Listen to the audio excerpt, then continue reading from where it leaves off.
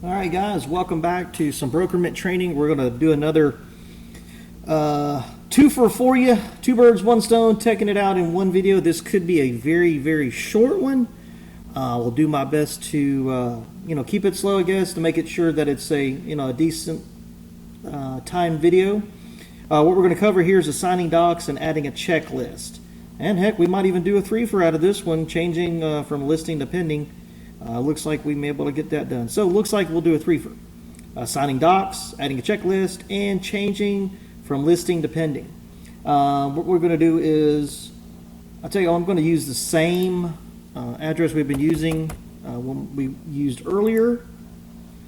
We're going to cover real quick changing from a listing to pending. Even though this is going to go from pending to listing, it works either way. And I'll explain it both ways. When we first talked about creating a transaction, I always had stressed making sure you guys paid attention whether it was a listing or pending. It's all you can choose is listing or pending. Don't freak out if you choose the wrong one, because you can change it back. If you created the whole transaction, went through, again, for not freaking out that it was created as a listing or pending, you just go into edit, go right here, switch to listing. If it was a listing that if you create a transaction and you needed it to be a pending transaction, it would say switch to pending. So just because this is a pending contract, we're going to switch it back to a listing. Pending to listing. You're about to switch pending into a listing cell, confirm, and it is now into, right here, you'll see it's a listing. Now, just in case you created that transaction, oh my gosh, I made a mistake. Don't freak out. There's no need to create a whole nother transaction just because you made the mistake. The system is easy to make the changes. So we're going to go right back through, change this from a listing to a pending. Again, we go into edit, switch to pending, listing to pending. You're about to switch this listing into a pending sale, confirm, and it is now pending. Yes, got that covered. All right, guys, let's assign some docs. We got our sales package loaded from the earlier training we did. And what I'm going to do is I'm going to go into documents and unsorted any single forms that you want to drop in here. I do drag and drop quite a bit. Up here you can do add document to upload a file. If you've got them in a particular file folder, download it on the computer, you went to the scanner, sent everything to you.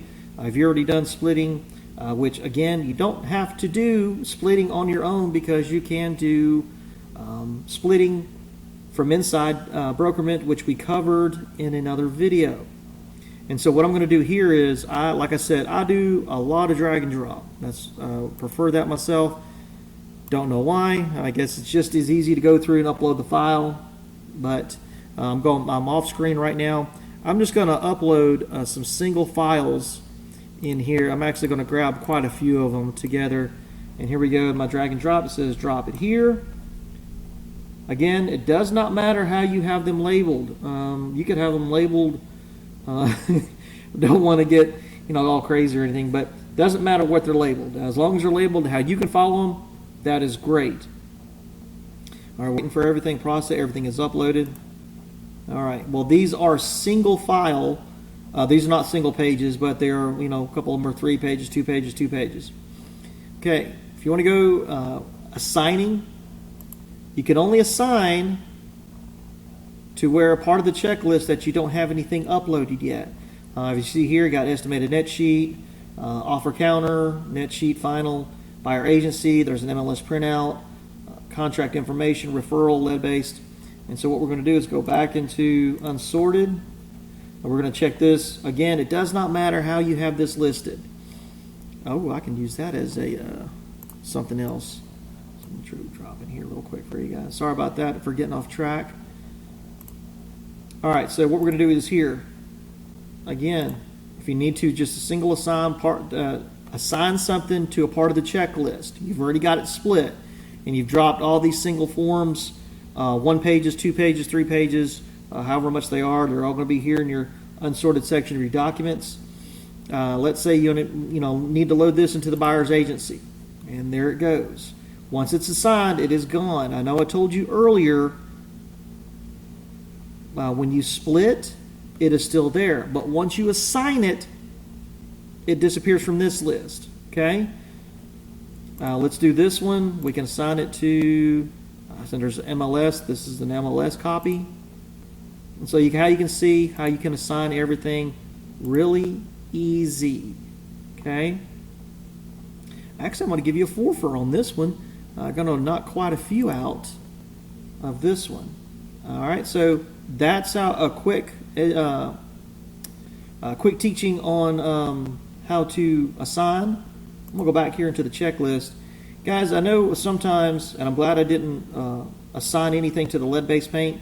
Sometimes lead-based paint is not something that's used very often, of course.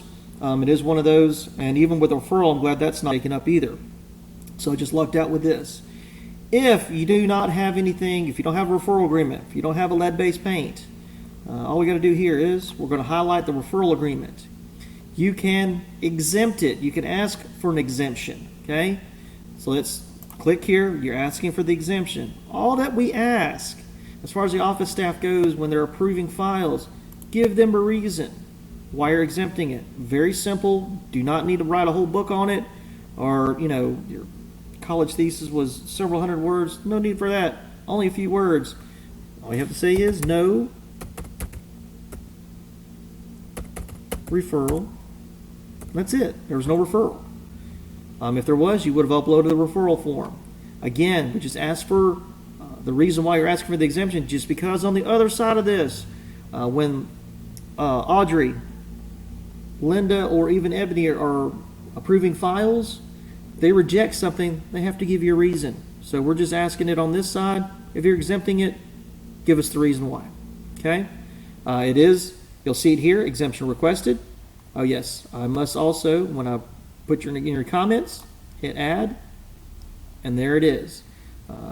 Note right there asking for the exemption, that was the reason. Good deal. Let's see, and adding a checklist.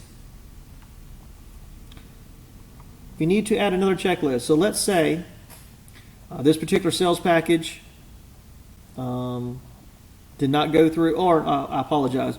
That would be, sorry, I was talking like we had a listing. So let's say you needed to add another checklist. Let's say you needed to do, let's do a fell through withdrawn. Okay, we can add that. All right, so there would be your cancel withdrawal form and of course a mutual release.